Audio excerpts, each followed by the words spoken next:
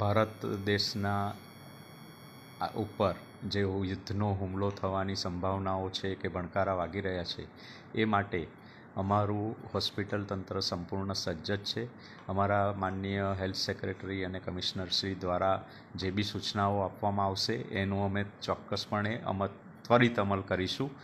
આ માટે હાલમાં તો અમારી પાસે એક 20 બેડનો વોર્ડ રેડી જ છે અલગથી. અમારા સ્ટાફની રજાઓ પણ કેન્સલ કરી દેવામાં આવી છે. તેમજ અમે દવાઓનો પણ પૂરતો જથ્થો જાળવી રાખ્યો છે. ઓક્સિજનનો પણ અમે એ રીતે જથ્થો જાળવી રાખેલો છે. દવાઓ અને ઓક્સિજન જેમ જરૂર પડશે એમ અમે વધારે પણ સ્ટોક કરી શકીશું એવી અમારી કેપેસિટી છે. વૈકલ્પિક વીજળીના વ્યવસ્થા રૂપે અમે જનરેટર પણ સજ્જ જ રાખ્યા છે. એમાં સંપૂર્ણપણે એની ચકાસણી કરી લેવામાં આવી છે.